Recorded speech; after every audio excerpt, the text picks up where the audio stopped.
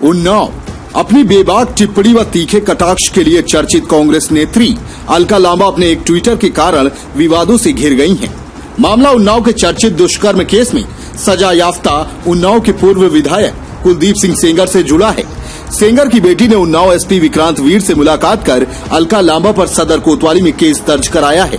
आरोप है कि अलका लांबा ने ट्विटर पर पिता कुलदीप सेंगर की रिहाई की झूठी बात फैलाई और विवादित टिप्पणी की, जिस पर तमाम कमेंट हुए। इससे पूरे परिवार को मानसिक प्रताड़ना झेलनी पड़ी है।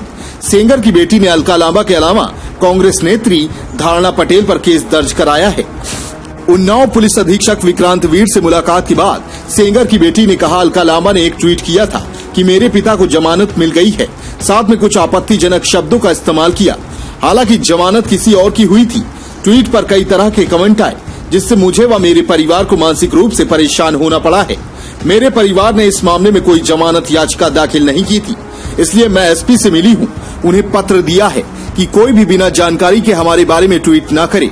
यह केस शुरुआत से एक पॉलिटिकल कॉन्स्पिरेसी रहा है। जैसे ही ये लोग देखते हैं कि मामला शांत हो रहा है, वैसे ही झूठी निराधार बातों को उठाकर फिर से चर्चा में ला दिया जाता है। मेरे व मेरी बहन पर आपत्तिजनक टिप्पणी की जाती है। उन्नाव की सदर कोतवाली में दर्ज हुआ केस। उन्नाव जिले के पुलिस अधीक्षक विक्रांत वीर ने कहा, पूर्व विधायक की बेटी का आरोप है कि अलका लांबा और धारणा पटेल द्वारा आपत्तिजनक टिप्पणी की गई है। इस संबंध में सदर कोतवाली में केस दर्ज किया गया है।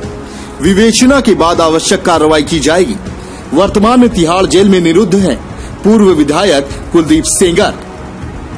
मालूम हो कि साल 2017 में उन्नाव की एक युवती ने पूर्व विधायक कुलदीप सिंह सेंगर पर दुष्कर्म का आरोप लगाया था। इस मामले की सीबीआई ने जांच की थी। इस मामले में दिल्ली की 30 हजारी कोर्ट ने आईपीसी की धारा 376, 304, 120B के तहत कुलदीप सेंगर को आजीवन कारावास की सजा सुनाई थी। वर्तमान में कुलदीप सिंह सेंगर तिहाड़ जेल में निरुद्ध हैं।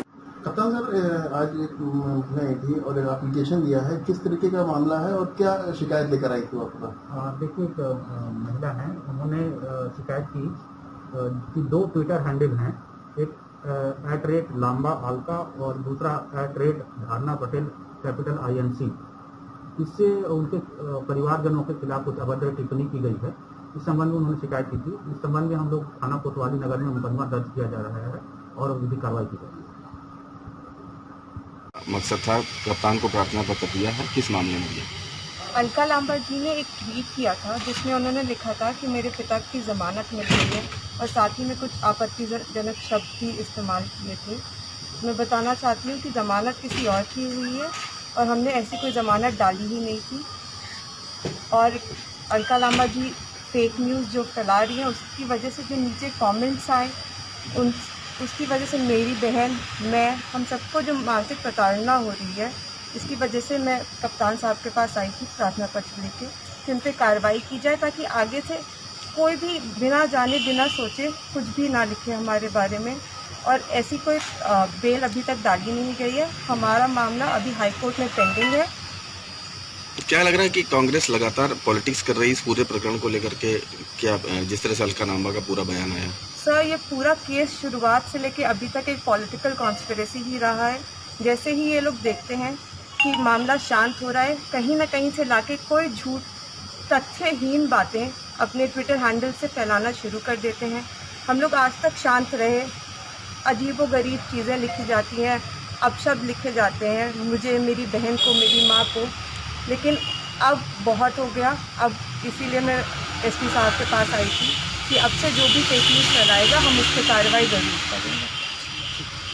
देश दुनिया की हर छोटी बड़ी खबर देखने के लिए हमारे चैनल इंडियन समाचार को सब्सक्राइब करें और बेल आइकन दबाएं, जिससे आपको हर खबर समय से मिलती रहे।